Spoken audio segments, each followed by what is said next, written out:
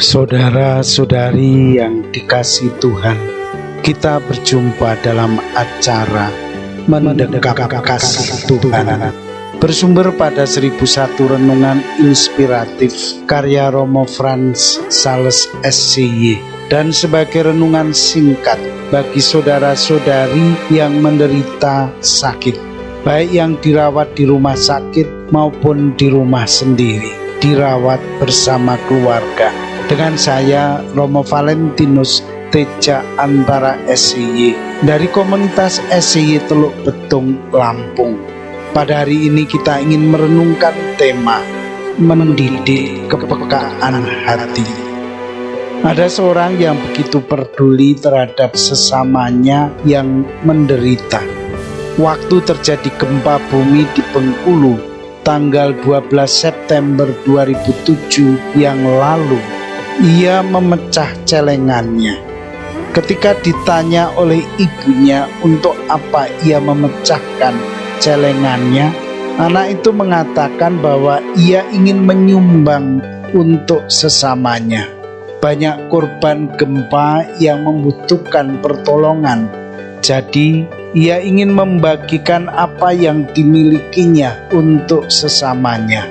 Untuk itu ia sendiri membawa hasil tabungannya yang sudah bertahun-tahun ia kumpulkan itu kepada para korban. Banyak orang heran melihat sikap anak itu. Seorang ibu yang melihat perbuatan anak itu meneteskan air mata. Lalu ia bertanya kepada anak itu, "Nak, apa kamu tidak merasa rugi memberikan hasil tabunganmu yang sudah bertahun-tahun kamu kumpulkan itu?" Anak itu tersenyum lantas menjawab, "Ibu, saya memberi dengan sepenuh hati. Saya tidak pernah merasa rugi." Saudara dan saudari dalam Kristus, dalam hidup ini banyak hal tidak terduga terjadi dalam hidup kita. Ada anak yang menurut kita memiliki egoisme yang begitu tinggi, padahal yang dimilikinya itu sudah ia tabung bertahun-tahun. Hal seperti ini bisa terjadi kalau orang memiliki hati yang mudah tergerak oleh penderitaan sesamanya.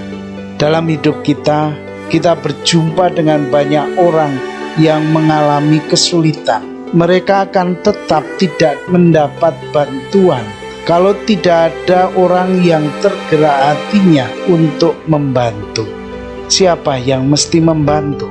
Ya, kita yang ada di dekatnya. Kita yang mesti memiliki kepekaan hati untuk mereka. Kalau kita tidak mau membantu, siapa lagi yang akan membantu? Untuk itu kita perlu mendidik kepekaan hati. Hati yang peka itu tidak datang dengan sendirinya. Dibutuhkan suatu proses pendidikan yang berlangsung terus-menerus. Dibutuhkan banyak waktu untuk memiliki kepekaan hati itu. Ada kalanya orang merasa jenuh karena orang yang dibantu tidak pernah mengucapkan sepatah kata terima kasih pun. Dalam hal ini orang ditantang untuk tetap bertahan dalam berbuat baik. Orang mesti tetap bertahan dalam membangun hati yang peka terhadap sesama. Sebagai orang beriman, kita diajak untuk selalu memiliki kepedulian terhadap mereka yang menderita. Artinya, kita mau agar mereka yang menderita itu mendapatkan bantuan dari kita. Hanya dengan membantu itu, kita memupuk kepekaan hati terhadap sesama yang menderita.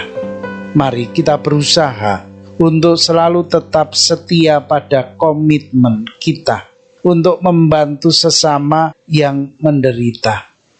Saudara-saudari terkasih, marilah mengakhiri renungan singkat kita dengan menyatukan iman, harapan, dan kasih kita kepada Tuhan. Akhirnya berkat dan doaku selalu menyertai Anda yang sedang sakit. Semoga Tuhan memberi kesembuhan, kekuatan dan ketabahan dalam memanggul salib hidup ini dan diberi semangat serta kesegaran. Doa dan berkat-Ku selalu menyertai Anda. Sampai bertemu dalam renungan selanjutnya.